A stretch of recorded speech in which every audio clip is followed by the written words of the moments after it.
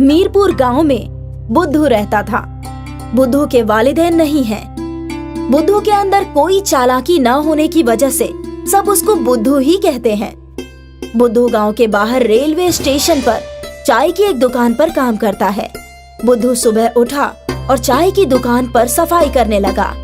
तभी दुकान के मालिक हरिचंद वहाँ पर तशरीफ लाए। अरे बुद्धू, नागेंद्र नहीं आया? नहीं मालिक, अभी नहीं आया। राज दुकान के सामान का इंतजाम कैसे करें? वो खास चाय पत्ती तो वहीं मिलती है जहाँ से 3 रास्ते मिलते हैं और वो सिर्फ नागेंद्र ही ला सकता है। मालिक, उन रास्तों पे कोई और क्यों नहीं जा सकता? अरे तू बददिमाग है क्या? उस गांव के सिर्फ 3 ही रास्ते हैं, जिसमें पहला रास्ता नदी से होकर जाता है, दूसरा रास्ता कांटों से भरा हुआ है और तीसरा रास्ता आग के अंगारों से भरा हुआ है। फिर नागेंद्र आग में जलता क्यों नहीं है? तू सच में बुद्धू ही है। अरे बेवकूफ, नागेंद्र पहले रास्ते से नदी पार करके जाता है, बाकी 2 रास्ते तो उसके बाप के औकात से बाहर हैं। अच्छा चल, मैं अब रुखसत होता हूँ। नागेंद्र आए तो मुझे बुला लेना। हरिचंद बुद्धू को जिम्मेदारी देकर चला गया। बुद्धू चाय बनाने लगा और रेलवे स्टेशन से उतरने वाले लोगों को चाय बेचने लगा। तभी नागेंद्र भी आ गया और बुद्धू जल्दी से दौड़कर हरिचंद को बुला लाया। अरे बुधिया भाई, हमारा शेर आया है, इसको एक बढ़िया चाय पिलाओ। बुद्धू नागेंद्र के लिए चाय लेकर आता है। कहिए साहब, कितना माल लाना है? नागेंद्र, तुम्हारी वजह से हमारा कारोबार बढ़िया चल रहा है। दूर दूर से लोग चाय पीने आते हैं यहाँ पर। हाँ तो और क्या ये आसान बात है? मौत के मुंह में कदम रख के चाय पत्ती लाता हूँ मैं। हाँ, जाओ और जल्दी से ले आओ। और सुनो, ये पता किसी को बताना मत कि तुम कहाँ से और किससे चाय पत्ती लेकर आते हो। मैं चाय पत्ती तो लेकर आऊंगा, लेकिन मुझे अब 5000 रुपए चाहिए। इतने पैसे? लेकिन क्यों? जान जोखिम में डालकर जाता हूँ मैं। लेकिन इतने पैसे तो मैं पूरे महीने में भी नहीं कमा पाता हूँ। देखो, अगर आपको अपना कारोबार चलाना है तो आपको पैसे तो देने होंगे ही, वरना मैं तो जा रहा हूँ। चाहे मेरा कारोबार चले या ना चले, लेकिन मैं इतने पैसे नहीं दे सकता, क्योंकि इससे तो मेरी लागत भी नहीं निकलेगी और मैं ही डूब जाऊंगा। ठीक है, जा रहा हूँ। बुद्धू भी वहाँ खड़े होकर उनकी सारी बातें सुन रहा है। मालिक, क्या मैं चाय पत्ती लेकर आ सकता हूँ? अरे तेरा दिमाग खराब हो गया है क्या? तूने एक कहावत नहीं सुनी क्या? जिसका काम उसी को साजे। तेरे बस का नहीं है ये, तू सिर्फ चाय बना। मैं एक बार कोशिश तो कर सकता हूँ। मैं पहले ही अपने कारोबार के फिक्र में परेशान हुआ पड़ा हूँ, क्योंकि उस चाय पत्ती के बिना मेरी दुकान नहीं चलने वाली। अब तू मेरा दिमाग और खराब मत कर। हरिचंद अपने मुस्तकबिल को लेकर परेशान हो गया और वहीं जमीन पर लेट गया। बुद्धू से अपनी मालिक की ये हालत देखी नहीं जा रही थी, क्योंकि बुद्धू ये जानता है कि उसका इस दुनिया में उसके मालिक के अलावा कोई सहारा नहीं है। मैं नाम से बुद्धू हूँ, लेकिन मैं उस जगह पर जाकर दिखाऊंगा। बुद्धू अपने मालिक को बताए बगैर उस गांव की तरफ चल दिया। कुछ दूर चलने के बाद उसको 3 रास्ते नजर आए। पहला रास्ता सीधा जा रहा था, जिस पर नदी है और बहुत पानी भरा है। दूसरा रास्ता दाईं तरफ से है और उस पर बहुत ज्यादा आग है। जब बुद्धू बाईं तरफ देखता है तो डर जाता है, क्योंकि उस तरफ आग के दहकते हुए अंगारे हैं।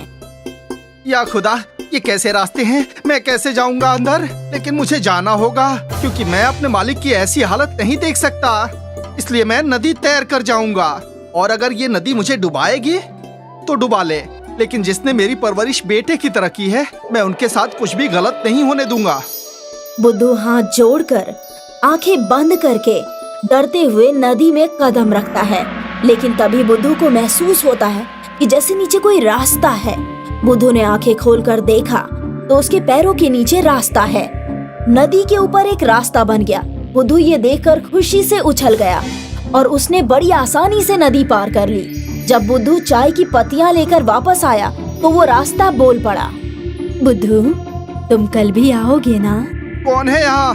अरे बुद्धू, मैं जादुई रास्ता हूँ। तुम्हारे ऊपर रहम करके मैंने तुम्हारी मदद की है।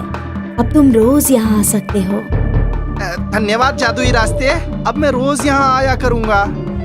बुद्धू खुशी खुशी दुकान की तरफ चल दिया।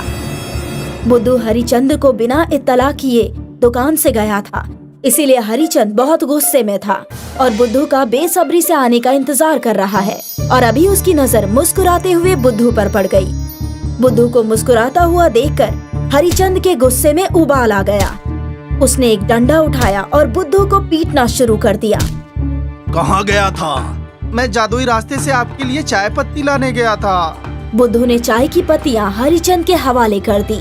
ये देखकर हरिचंद को बहुत हैरानी हुई और बहुत रोना भी आ गया। उसने बुद्धू को गले लगा लिया और अपना बेटा मान लिया।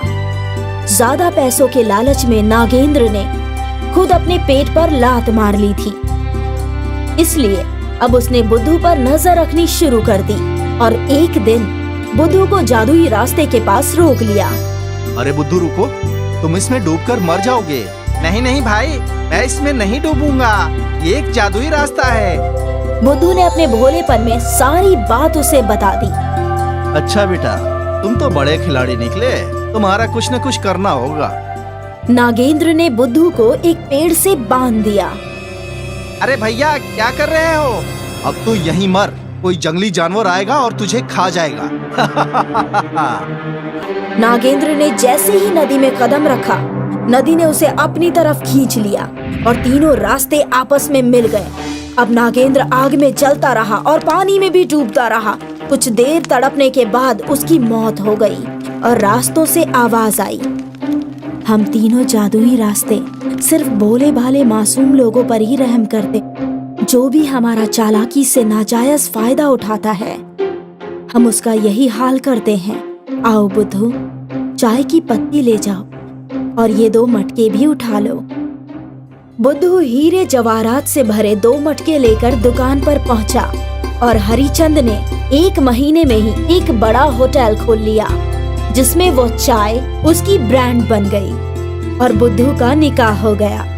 बुद्धू अभी भी उन जादुई रास्तों की मदद से चाय की पत्तियां लेकर आता है, जिसकी वजह से दूर दूर तक उसकी मकबूलियत फैल गई।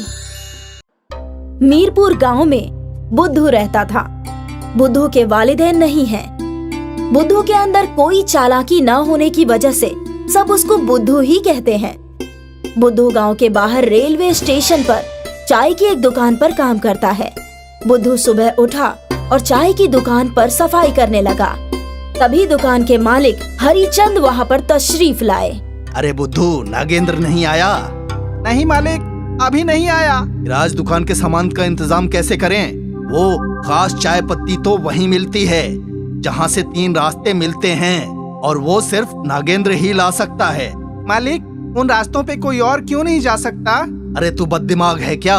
उस गांव के सिर्फ 3 ही रास्ते हैं, जिसमें पहला रास्ता नदी से होकर जाता है, दूसरा रास्ता कांटों से भरा हुआ है और तीसरा रास्ता आग के अंगारों से भरा हुआ है। फिर नागेंद्र आग में जलता क्यों नहीं है? तू सच में बुद्धू ही है। अरे बेवकूफ, नागेंद्र पहले रास्ते से नदी पार करके जाता है, बाकी 2 रास्ते तो उसके बाप के औकात से बाहर हैं। अच्छा चल, मैं अब रुखसत होता हूँ, नागेंद्र आए तो मुझे बुला लेना। हरिचंद बुद्धू को जिम्मेदारी देकर चला गया। बुद्धू चाय बनाने लगा और रेलवे स्टेशन से उतरने वाले लोगों को चाय बेचने लगा। तभी नागेंद्र भी आ गया और बुद्धू जल्दी से दौड़कर हरिचंद को बुला लाया। अरे बुधिया भाई, हमारा शेर आया है, इसको एक बढ़िया चाय पिलाओ। बुद्धू नागेंद्र के लिए चाय लेकर आता है। कहिए साहब, कितना माल लाना है? नागेंद्र, तुम्हारी वजह से हमारा कारोबार बढ़िया चल रहा है। दूर दूर से लोग चाय पीने आते हैं यहाँ पर। हाँ तो और क्या ये आसान बात है? मौत के मुंह में कदम रख के चाय पत्ती लाता हूँ मैं। हाँ, जाओ और जल्दी से ले आओ। और सुनो, ये पता किसी को बताना मत कि तुम कहाँ से और किससे चाय पत्ती लेकर आते हो। मैं चाय पत्ती तो लेकर आऊंगा, लेकिन मुझे अब 5000 रुपए चाहिए। इतने पैसे? लेकिन क्यों? जान जोखिम में डालकर जाता हूँ मैं। लेकिन इतने पैसे तो मैं पूरे महीने में भी नहीं कमा पाता हूँ। देखो, अगर आपको अपना कारोबार चलाना है तो आपको पैसे तो देने होंगे, वरना मैं तो जा रहा हूँ। चाहे मेरा कारोबार चले या ना चले, लेकिन मैं इतने पैसे नहीं दे सकता, क्योंकि इससे तो मेरी लागत भी नहीं निकलेगी और मैं ही डूब जाऊंगा। ठीक है, जा रहा हूँ। बुद्धू भी वहाँ खड़े होकर उनकी सारी बातें सुन रहा है। मालिक, क्या मैं चाय पत्ती लेकर आ सकता हूँ? अरे तेरा दिमाग खराब हो गया है क्या? तूने एक कहावत नहीं सुनी क्या? जिसका काम उसी को साजे। तेरे बस का नहीं है ये, तू सिर्फ चाय बना। मैं एक बार कोशिश तो कर सकता हूँ। मैं पहले ही अपने कारोबार के फिक्र में परेशान हुआ पड़ा हूँ, क्योंकि उस चाय पत्ती के बिना मेरी दुकान नहीं चलने वाली। अब तू मेरा दिमाग और खराब मत कर। हरिचंद अपने मुस्तकबिल को लेकर परेशान हो गया और वहीं जमीन पर लेट गया। बुद्धू से अपनी मालिक की ये हालत देखी नहीं जा रही थी, क्योंकि बुद्धू ये जानता है कि उसका इस दुनिया में उसके मालिक के अलावा कोई सहारा नहीं है। मैं नाम से बुद्धू हूँ, लेकिन मैं उस जगह पर जाकर दिखाऊंगा। बुद्धू अपने मालिक को बताए बगैर उस गांव की तरफ चल दिया। कुछ दूर चलने के बाद उसको 3 रास्ते नजर आए। पहला रास्ता सीधा जा रहा था, जिस पर नदी है और बहुत पानी भरा है। दूसरा रास्ता दाईं तरफ से है और उस पर बहुत ज्यादा आग है। जब बुद्धू बाईं तरफ देखता है तो डर जाता है, क्योंकि उस तरफ आग के दहकते हुए अंगारे हैं।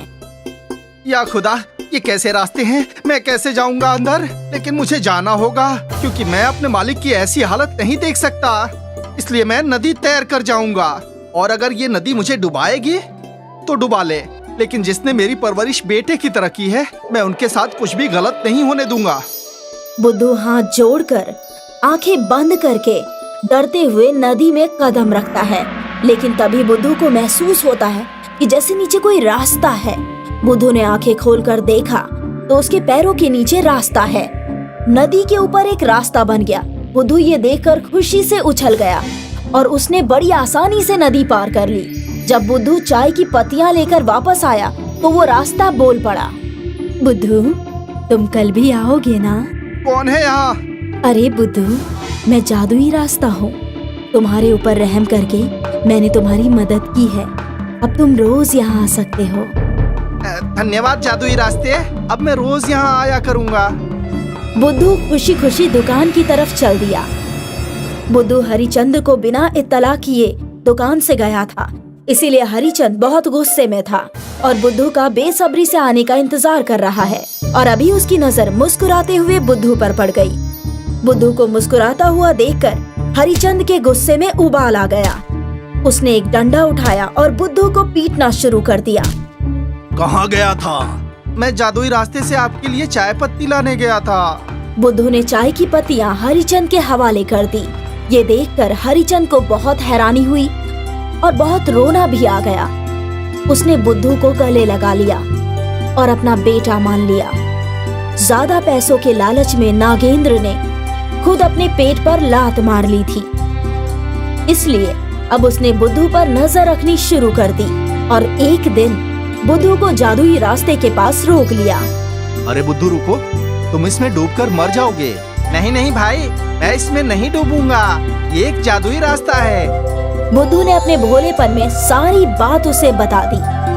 अच्छा बेटा, तुम तो बड़े खिलाड़ी निकले, तुम्हारा कुछ न कुछ करना होगा। नागेंद्र ने बुद्धू को एक पेड़ से बांध दिया। अरे भैया, क्या कर रहे हो? अब तू यहीं मर, कोई जंगली जानवर आएगा और तुझे खा जाएगा।